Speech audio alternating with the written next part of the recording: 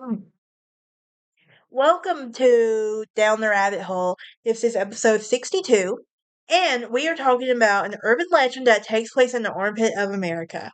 Yes, I have been told that New Jersey is the armpit of America, even though I have never been to New Jersey, and everything. But if you watch Ben Brainier, you will get why I say that.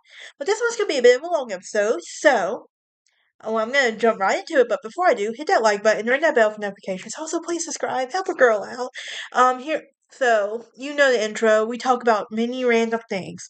So I have tried to narrow it down to as long as I can, but I will do my best to keep everything short, sweet, to the point. I promise. But so as I said earlier, this urban legend is in the armpit of America, and it went viral in 2015 and became known as the Watcher. In this urban legend, it tells the tale of a young family moving to their dream home in Westville, and shortly after settling in, they began receiving anonymous letters signed by, quote, the Watcher, unquote. And shortly after settling in, and the writer claimed that it was his duty to watch over the house and fill the letters with, which left chilling lines like, do you need to fill the house with the young blood I requested?" Even worse, the inhabitants of the house are still receiving creepy letters to this very day. So, one night in June 2014, Derek Broadus had just finished an evening of painting um at his new home in Westfield, New Jersey. And when he went outside to check the mail, Derek and his wife Maria had enclosed a six-bedroom house on 657 Boulevard 3 days earlier, and were doing some renovations before they moved in. So there wasn't much in the mail except for a few bills in a white one-card stamp. It was addressed in a thick, clunky handwriting to the new owner, and in the typed up note began warmly with nearest new neighbor at 651 Boulevard. Allow me to welcome you to the neighborhood. For your Broaduses by 657 Boulevard have fulfilled a dream. Maria was raised and every was raised in the house a few blocks from her childhood home, and Derek grew up working in a working class family in Maine. Then moved his way to get an insurance company in Manhattan for senior vice president. And the Broadses had brought this house just at celebrating the 40th birthday. Their three kids were already debating on which of the house's fireplace Santa Claus would use. But as Derek would keep reading the letter from his new neighbor, it took a turn. How did you end up there here? The writer said, "Did 657 Boulevard call to you with his force within?" And the letter would go on.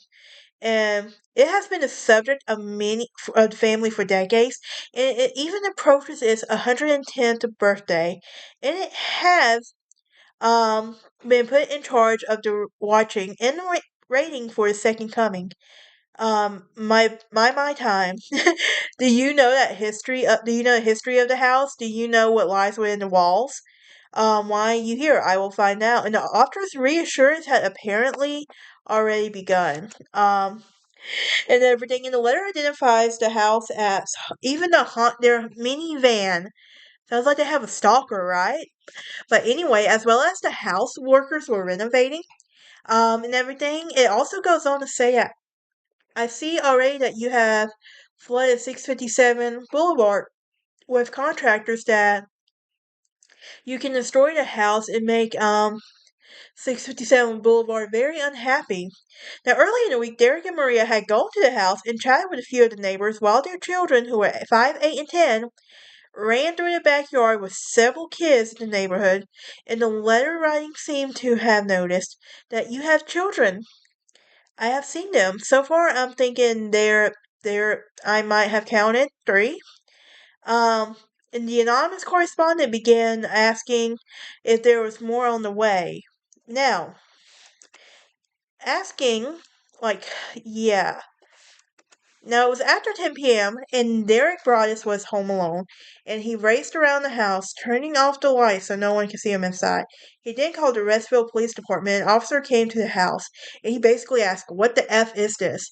And he asked Derek if he had enemies, and recommended that moving a piece of construction equipment from the back porch from the back porch in case the watcher tried to toss it through his glass. And Derek rushed back to his wife and kids, who were living at their old home elsewhere in Westfield.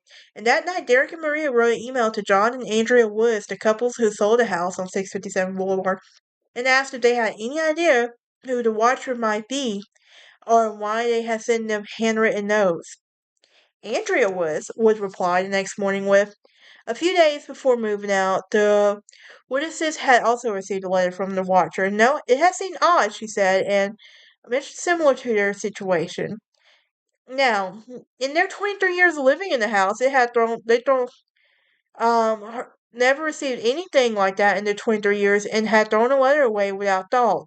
Now, that day, the witnesses went with Maria to the police station, and Detective Leonard Hugo told them not to tell anyone about the letters, including the neighbors, and most of whom she had never met, and of whom were now suspects. Now, the Broaduses spent the coming week on Tyler, and Derek canceled a work trip. And whenever Maria took the kids to a new house, she would yell their names to say they wandered to a corner of the yard. Derek gave a tour of the renovations for a couple of neighbors and everything. Now, 2 weeks after the letter arrived, Maria stopped by the house to stop at some point for samples of and check the mail, paint samples and check the mail. She recognized a thick lettering on a car shaped, and the writer wrote, "The workers have been busy, and I have been watching you unload carfuls of your personal belongings. The dumpster is a nice touch. Have they found what it is in the walls yet? Is in time they will." Oh my gosh. Like, this is just crazy right here.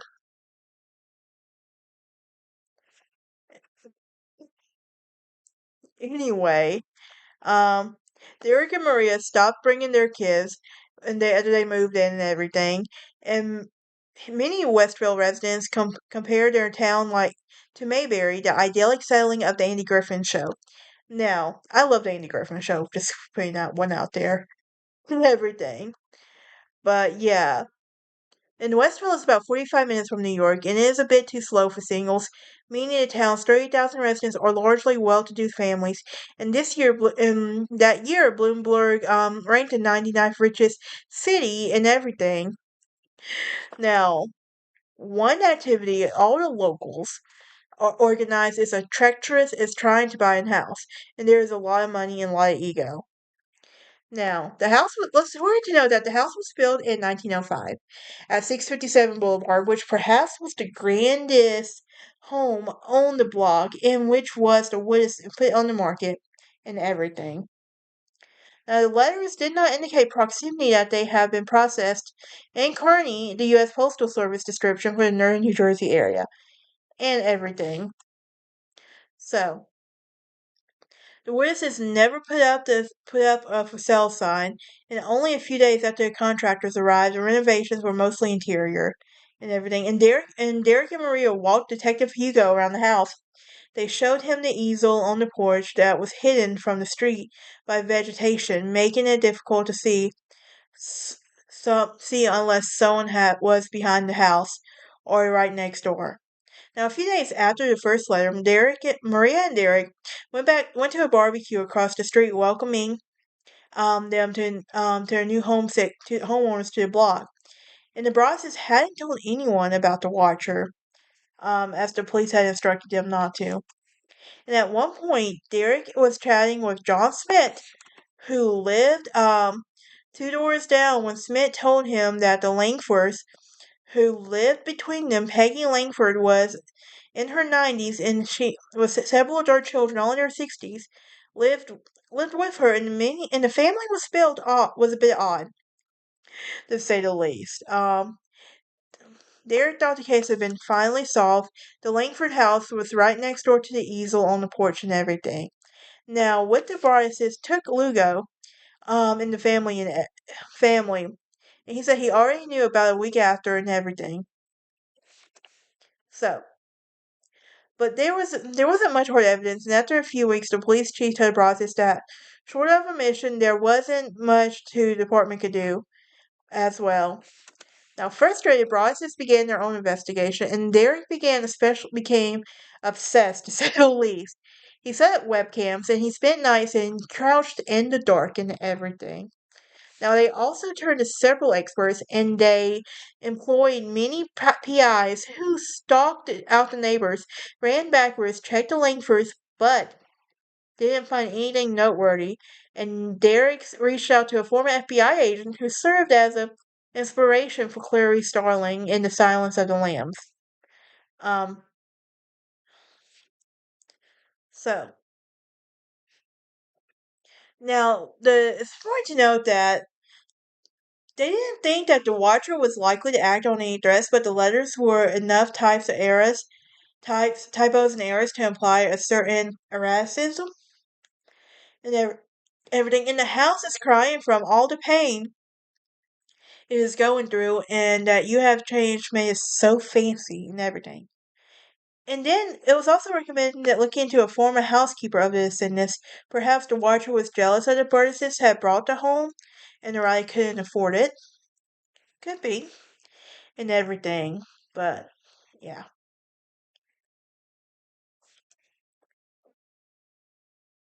Now, the Broadses would eventually sell their home and move in with Maria's parents while continuing to pay the mortgage and the property taxes there.